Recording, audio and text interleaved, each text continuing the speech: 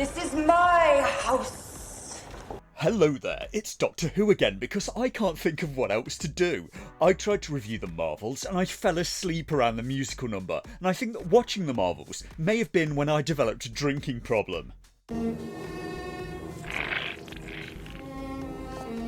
We just recently got 3 specials of Doctor Who, and yes, if the viewing figures are anything to go by, it didn't go so well, because if Wikipedia has their figures right, after episode 1, 500,000 people in the UK alone tuned out, and between episodes 2 and 3, another 1/3 turned off. And this was with it being the 60th anniversary special, with David Tennant coming back.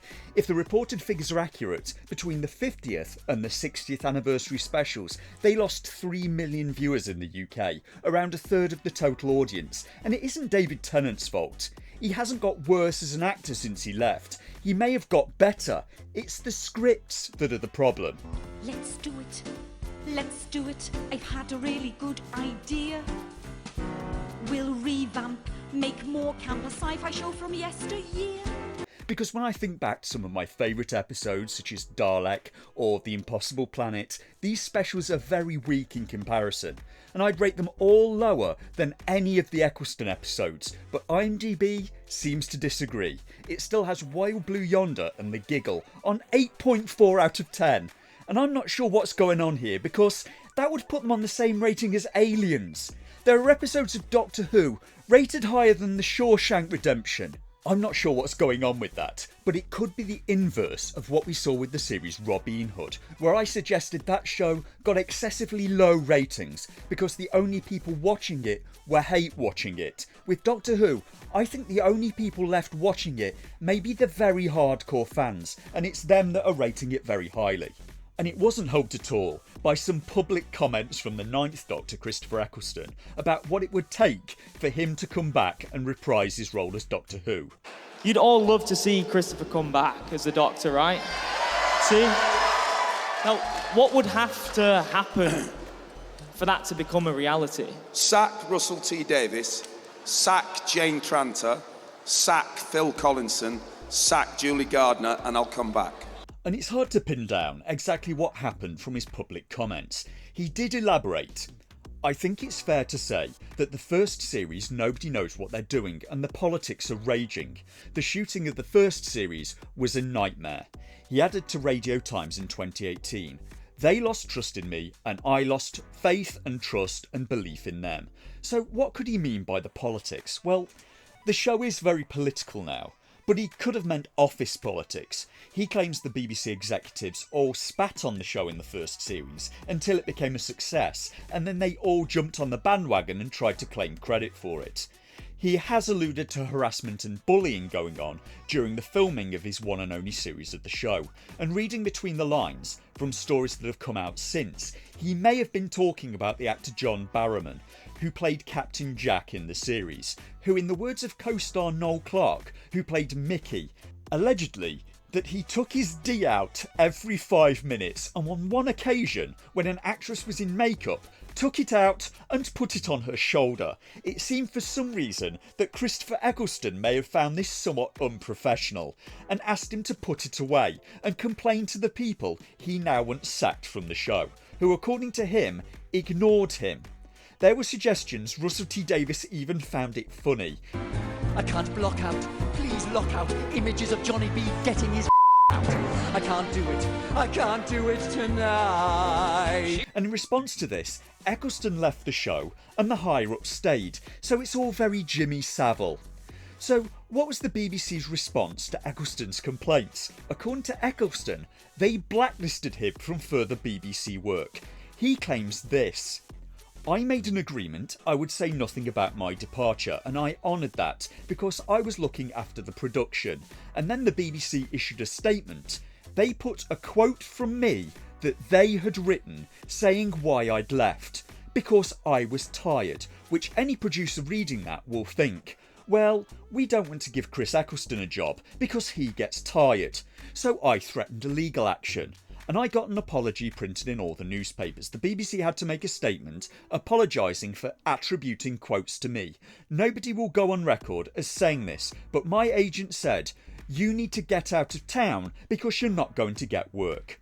Obviously, when your career's been damaged, in the way my career was damaged, forgiving them, being part of a hit show, why would you want to talk publicly about it, you know?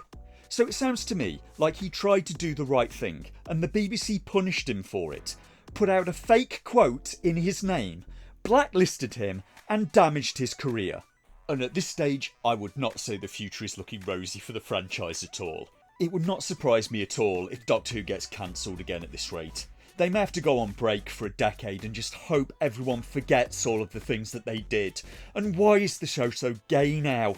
I mean, geez, Russell T Davies, you're gay. We get it. But that doesn't mean you have to turn a sci-fi show into a musical. And frankly, I can see why the audience has been going, because I was one of them that did. For a start, I agree with one BBC reviewer. These new specials were preachy and also very flawed. I reviewed every episode, so I had to watch them multiple times, and I'm still thinking of more things that are wrong with the plots even now, some of which came as a result of discussing what happened with people in the comments of previous videos. Frankly, constructive criticism of what I had to say was a bit few and far between in the comments section, but there were a few. Now, I found the inclusion of the lady scientist in the battle wheelchair in the Meep episode to be pretty tokenistic, because she kind of got nothing to do in the episode. They could have cut her out of it altogether with minimal rewriting. This section, where she knocks out the two brainwashed soldiers guarding the Doctor and his group, the Doctor's group could have just done that themselves, because there were only 2 soldiers for 5 prisoners, and the soldiers turned their backs on them. They also seem to have the reaction speed of sedated sloths. They could have easily overpowered them. The wall wheelchair lady blew up. The Doctor could have got rid of that wall with a sonic screwdriver and done it better. He'd already done it multiple times in this episode, and the explosion would have likely alerted every soldier in the building. So I either would have cut the character altogether, or heaven forbid, given her an actual story arc. What I maybe would have done with the character is have her be initially reserved when the Doctor first meets her, maybe have her be very intelligent, but maybe a bit shy or lacking in confidence the first time she meets the legendary alien Time Lord who saved the Earth repeatedly, instead of ordering him around 2 minutes after she first met him, because that makes him look weak and her look rude. The show undermined its own heroes. Then these soldiers get brainwashed and take over the steelworks, and have it be an intentional plan by the Meep, instead of them having to break into the ship, because it doesn't look great when the villain's plan only works by accident. Have the ship open up and welcome them in. Have the scientist try to call for backup when the soldiers get brainwashed, but the soldiers are blocking all transmissions out of the building, so she has to survive alone. Then maybe have her hide as the soldiers grab more people to be brainwashed, and she has to find her courage at the end to save the Doctor and his group and save London, and she uses her science skills to improvise something to rescue them. And she finishes the episode more confident than when she began it, and now she doesn't feel out of place around the Doctor any longer. Instead of doing that, the people who made the show filled the wheelchair she sat in with high explosives and turned the lady scientist into Rambo, and that's her empowerment. She's supposed to be a clever lady scientist, but she doesn't use her science or her mind at all. I may have even been tempted to have her break the brainwashing of the soldiers in place of Rose at the end of the episode, but the show was far too busy trying to shovel in more messaging to manage a satisfying narrative or even a consistent message, and this part with Rose really got on my nerves. We are binary. She's not, because the Doctor's Male and female. And neither. And more. And could Rose be any more insufferably smug? And which one is the Doctor supposed to be? David Tennant is the Doctor who is binary, we are told, but Rose isn't, because the Doctor is non-binary, we are also told. The Doctor is neither male or female, we are told, but he can't get it. He knows nothing, because David Tennant, who is the Doctor, is male presenting. Not only am I confused by that, I'm pretty sure whoever wrote it was as well. They want to have him both ways. They want to have the Doctor as non-binary representation, but still want to have him as a white guy to beat up on. And most of the story is taken from a comic from the 80s. In the second special, Wild Blue Yonder, I thought about it while watching it, and the Doctor and Donna kind of did nothing in the whole story. If they'd have never landed on the ship, it just would have blown up anyway with the bad guys on it. Their presence was entirely pointless, and I had to make up headcanon about a damaged TARDIS getting confused in order to make the story make any sense. They also race-swapped Isaac Newton, which was pretty bizarre, and in response to criticism, the casting director is quoted as saying, "This sort of chatter, I'm very good at kind of tuning it out. And I'm also very, very happy to block people on Twitter. I don't really have any time for bigotry at all."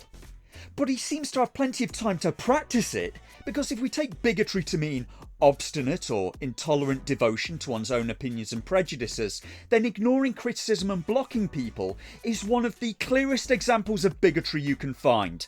And once again, the story seems to have been recycled in some ways from other things. I thought Event Horizon and an old Doctor Who episode, Midnight. And the third one, The Giggle, wasn't any better. In fact, it was worse. We're told that there's an omnipotent godlike antagonist, the Celestial Toymaker, who can manipulate time and space, make matter appear from thin air, teleport, and he drives humanity mad by using TV screens and satellites.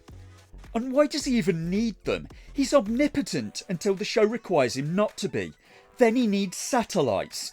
And some people have noted that this episode also bears a similarity in terms of plot to other prior episodes of Doctor Who, namely the season 3 finales, The Sound of Drums and The Last of the Time Lords. In the drum beat, the Master uses a hypnotic drum beat sound to hypnotise humanity. In the Giggle, the Toymaker uses a hypnotic giggle sound to hypnotise humanity. There really are a lot of similarities, right down to the Doctor offering to leave with the antagonist if they're willing to leave humanity in peace, and the villain doing a full musical dance number. So it appears they may have borrowed a plot from an earlier episode, and it's a plot that doesn't even fit with the powers of the Toymaker, and the plot kind of makes no sense in places. The Doctor discovers that the signal that's driving people mad had been in TV right from the start of TV.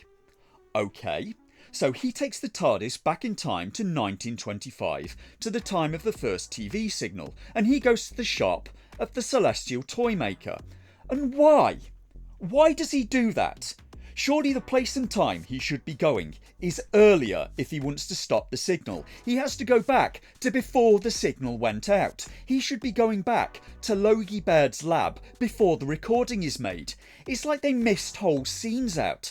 This is where the Doctor could have learned where the dummy came from. Instead, he just goes to where the dummy came from without ever having learned where it came from. And he does it too late to stop the signal going out anyway. Picked the wrong week to quit sniffing glue.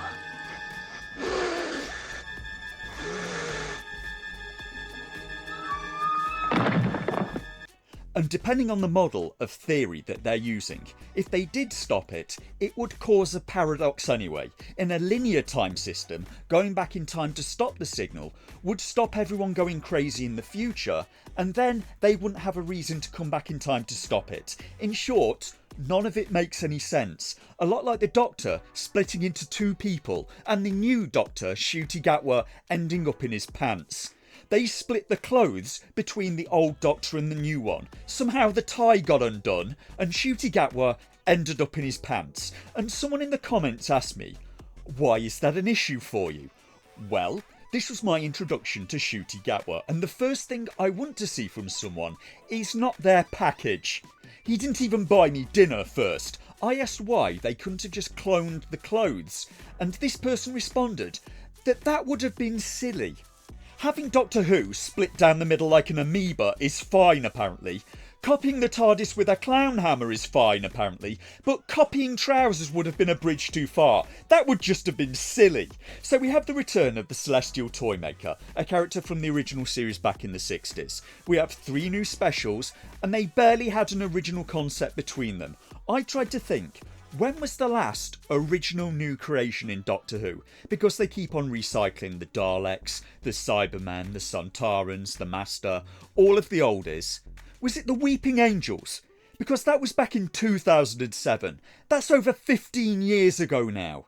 So the BBC got Russell T Davies back to try to reinvigorate the series and bring it back to its glory days. And it's hardly going well. I can't block out, please lock out images of Johnny B getting his out. I can't do it. I can't do it tonight. Jesus. Never rub another man's rhubarb.